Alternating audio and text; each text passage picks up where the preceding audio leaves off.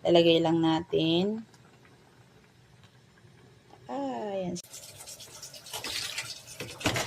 Maulan ngayon mga mami. So, ang gagawin natin ngayon ay magluluto lang tayo ng sabaw.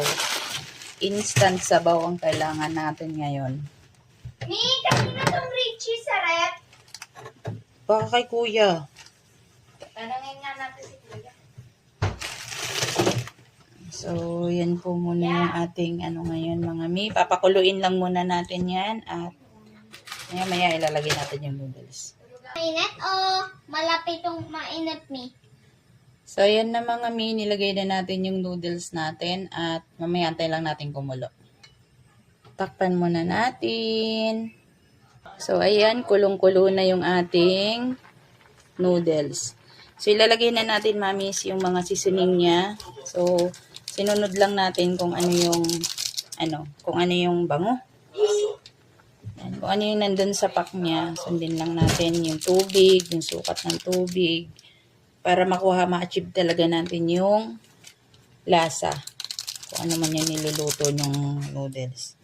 So, ayan mi, tas haluin lang natin. Hindi ko na tinatama dun sa, meron akong gustong luto sa noodles mi. Gusto ko yung parang nagiging transparent na siya. Yung nagiging ganyan na siya. Oh.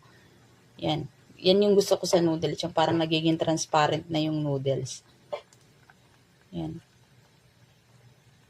Yan. Sa iba, overcook na yun. Sa akin naman, gusto ko yun. Tapos pag ganyan, mami, lagyan lang natin ng egg. So, na ako ng 2 egg. Sarap. Ang perfect nito ngayon, mi, kasi sana hindi mabasag yung yelo. Siya, tawag ka doon. Ang perfect ngayon kasi maulan. Grabe yung ulan. Ayan. Tapos tingnan natin mamaya kung yung itlog ay hindi nabasag. Yung yelo, kasi gustong-gusto ng anak ko yung yelo. Dinadahan-dahan ko lang. So, antayin ko lang yan, mi, na mag-transparent yung noodles. Kasi sa akin, yun na yung luto. Yan, yun na sa akin yung luto. Yung na yun, yung indicator na yun na nagda-transparent na yung noodles niya. Ewan ko ba sa ganun. Ito lang yung ayaw ko pag naglalagay tayo ng itlog sa noodles, no? Ganyan. So, ayan mga mi, yung gamit ko pala is yung non-stick mi na set. Set na yan mi, ilalagay ko yan din sa ating yellow basket. Huwag ka namang umapaw. So, ayan lang mga mi, balikan natin kapag